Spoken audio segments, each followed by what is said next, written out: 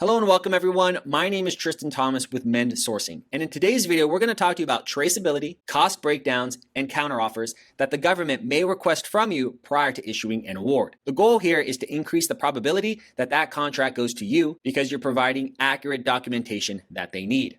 Now, before we dive in, if you're new to this channel, please do subscribe to this channel as we provide these videos at least once a month to help you win more government contracts. Or if you haven't won one, let's win your first one together. So please do subscribe to this channel. All right. Now with that, what we're going to do is we're going to talk to you about what happens after you've already submitted a bid into the DIBBS system. It's there, it's pending, you've placed in your bid. Well, now what? Where do we go from here? Well, there are certain signs that you may receive that show that you're getting very close to winning that government contract. So what may happen is the contracting officer may request additional information prior to awarding that contract. And what's happening is they're sending out these required documents to a select group of companies or individuals that may win the award. So the goal, as I mentioned in today's video, is really to understand what is being asked of you from these emails that you will receive and to ensure that you're providing the right type of documentation that is needed. What we want to do is increase the probability that you are going to win that award. So what is going to be requested of you from that contracting officer? Well, there are 4 different types of documents that they may request. The first one is a traceability request. Second is a vendor capability questionnaire. The third is a counteroffer. And then fourth is an informal cost breakdown. In this video, we're actually going to go over 3 of those 4. We're going to go over a traceability request, a counteroffer, and an informal cost breakdown. For the vendor capability questionnaire, that is a little bit more technical, and I am going to be creating a video on that in the future. But if you are getting a vendor capability questionnaire, they're just wanting to make sure that you're able to do what you say that you can do. Can you really supply the item that they are requesting? Vendor capability questionnaire is typically given to newer companies or companies that have maybe won 1 or 2 awards before in the past. But any of these 4 items that you're being requested is a good sign. It means you're this close to winning that government contract. So let's go over the 3 of the 4. The first one that we're going to talk about is the traceability request. Well, this is the most common form requested after a bid has been submitted. We've been in business for around 5 years and we continue to get traceability requests. What this really is just an email that's going to be formatted in multiple ways, but they're requesting the same type of information. This means that you are potentially going to win this contract, but you have to prove that you can get the item from the vendor who you said you were going to get it from. So there are multiple different ways that this is written in an email, and I want to give you some examples. Like this one right here was written back in December of 2024, but it says something along the lines of this. Good morning. Regarding your quotation submitted in reference to the above solicitation, the manufacturer you quoted is blank. The name of the manufacturer is there. And then to validate that your quote product is technically acceptable, traceability to, then the manufacturer's name, is required.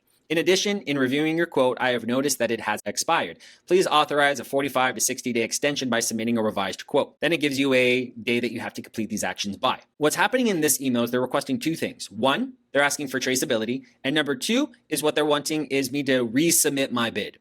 So resubmitting the bid is just going into DIBBS, going back to my quote, and then the same price, same delivery days, whatever it might be, and then just resubmitting the quote. Now, if price has potentially changed with the manufacturer or whoever your vendor is, I would recommend you go to them and ask, hey, are you still holding the same price? We're in February of 2025 right now, but I'm still getting requests for traceability for quotes that I put back in June and July of 2024. That price may not be the same. So I need to go back to the vendor first, make sure that the price is still held. Then I can provide traceability and revise my quote. So that's one way an email will look. There's another type of email, something a little bit more detailed as is right here. And these are just boilerplates that I think that they're just copying and pasting into an email and sending it out. But in this case, what they're saying is, good afternoon, a copy of a quotation by part number from an approved source specified in the solicitation. Solicitation is not here, but the PR number is here. Right. And so I need to provide a copy of that quotation and a copy of the letter from the approved source stating that your company is authorized dealer/distributor of the approved source and a copy of the quotation from the approved source by parts. And I also can provide a copy of the letter from an approved source along with a dealer distributor's quotation. This email that you see that has the yellow highlighted and the green highlighted, that was exactly the way that it was sent to me. This is just a long-winded way of saying I need to provide them documentation from the company that I said that I was going to get the part from. The other thing potentially that you could get is an email that looks like this: solicitation, and then that vendor quote number if you put that in on your bid, and then good morning, thank you for your quote. To confirm the technical acceptability of your exact product quote, the government is requesting documents to show traceability to whoever the manufacturer is with the part number, and then telling when I need to provide this by. So there are 3 different emails or 3 different types of emails that were sent to me for 3 different solicitations, but they're all asking for the same exact information.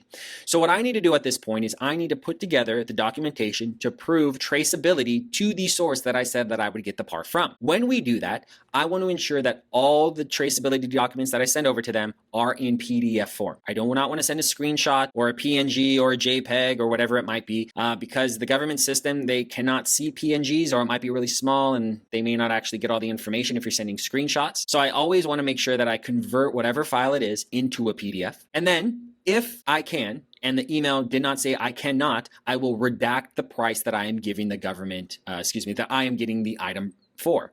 So let's just say theoretically that I'm charging $3 for an item and I'm getting it for $1.25. I don't want to let them know that I'm getting it for $1.25. There's no need for it, right? Whatever my bid price is the price that they're going to pay if they choose my item. So I will redact the price anytime that they don't specifically say that I cannot redact the price. With all of that, what I do then is I attach the file to the email and reply to the email. So I'm always replying. I don't want to send it in a new thread or anything like that. I want to make sure that it's super easy for them to find and they can trace back all the history from the email documents. So what does an acceptable traceability document look like? Well, if they ask for a quote from the vendor, then I'm going to just send whatever that quote confirmation PDF that I received was. So it has up here, it has the logo of the name of the company. It has the part, so the manufacturer part number right here. This one asked me not to redact price, so I could not redact price. And then I send this over to them in PDF form. So that's one way. Another way is sometimes I just get a Word document from a company that has the date, says the name of my company, my name, and then it says, "Hello, Tristan, I hope you're well. Please see our pricing below. Pricing has increased since our last quote. This quote includes full certs at no charge, part number, whatever that part number is, and then price would be here." But in this case, I would redact it because they never said I could not do it. If I am going to do this, I have to make sure that that has the logo of the name of who the manufacturer is going to be for this specific part. This proves to them that they will give me the part that I've been asking for. The other way, potentially, is something like this. Sometimes I just send a screenshot of the email that was sent to me from that vendor.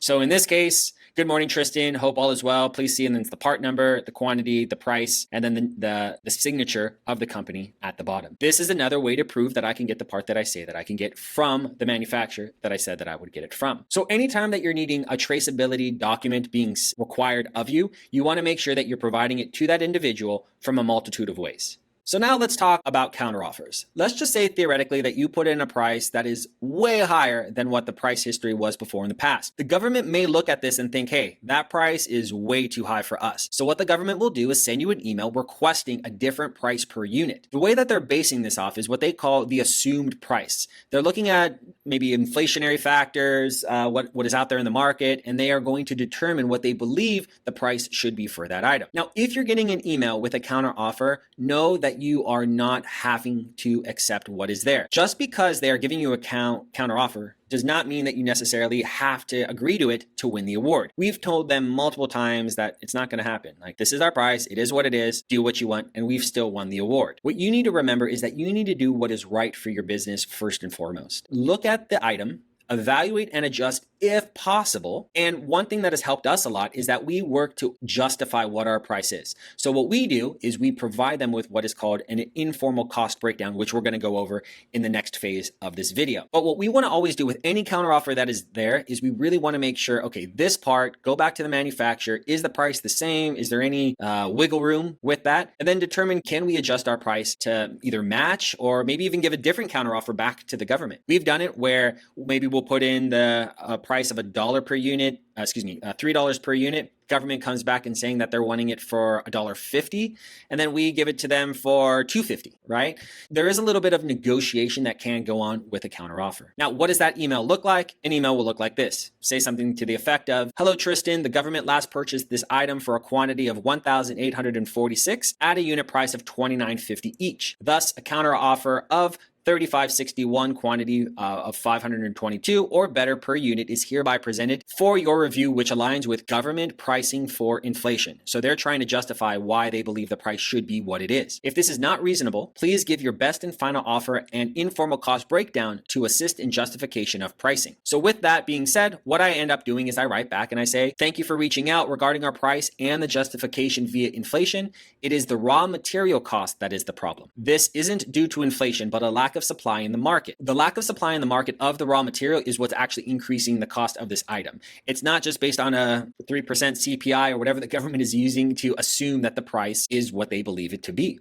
So what I always do then is I attach to the bottom, as you see right here, I'll move myself out of the way. Right here is I provide them an informal cost breakdown that helps to justify why my price is what it is. So that is what a counteroffer looks like, and that's the way in which we would go about doing it. Now, in that, what I talked about is the counteroffer and the informal cost breakdown. So that leads us to our third phase, which is an informal cost breakdown. We love to use an informal cost breakdown because it really is a great tool to justify the pricing that you are giving them. If they're trying to negotiate on pricing, or they're saying that your price is just too high and they're not negotiating, that you have to go down, I'm always sending them an Excel file that justifies what my price is via what's called an informal cost breakdown. So it's a great tool to justify that pricing, and it can be requested of you to be completed by that contracting officer, or like I mentioned, you can just give it to them if you think that that helps your case. But what you need to do anytime you do an informal cost breakdown, you really need to discuss with the vendor to provide accuracy. There is a lot of information inside an informal cost breakdown that you may not have information on. So you're going to need their assistance in creating an informal cost breakdown. Now, what does an informal cost breakdown look like?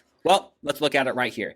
If you are needing an informal cost breakdown, I can send you this, which we use as a template. But the way that it works is it's going to go over certain items. What is the cost of material? What is the material overhead, the labor, other direct costs? And then all of this information here on the cost categories is going to come down and determine exactly what is our total manufacturing price. That is what it's going to cost just for me to get the item to me. But then from there, there's certain general and administrative costs associated with it. Maybe there's packaging costs. So then we can realize what is our total cost overall. Then we have our profit margin on this one, which is 6.075%, just using it for as an example. So what our total cost of the awarded contract, if we win, is $50,895. Total amount of pieces they won is 195. So if you take the 51,000 or 50,895 divided by 195, it gives the cost per unit of 261. All of this information here helps to justify why our bid price is what it is. And we use this on a lot of the times when the government comes to us for a counteroffer. So in this video, we've gone over 3 different types of documents that may be requested from the contracting officer of you. 1 is the traceability documentation. 2 is the counteroffer, and 3 is an informal cost breakdown. Know that the contracting officer may request this additional information prior to awarding that contract. This means that if you're getting an email like that you are this close to winning that contract. When that is given to you, know what is being asked of you and provide accurate information. And hopefully this video helps you achieve that. And remember, anytime you send documentation to a contracting officer, make sure it is in PDF form. So with that being said, in our video, we've gone over traceability, cost breakdowns, and counteroffers. Hopefully this has helped you and help increase the probability that you win that government contract. And with that being said, if you haven't already, please do subscribe to this channel, as we do provide these videos at least once a month to help you win more government contracts. And with that, have a great day.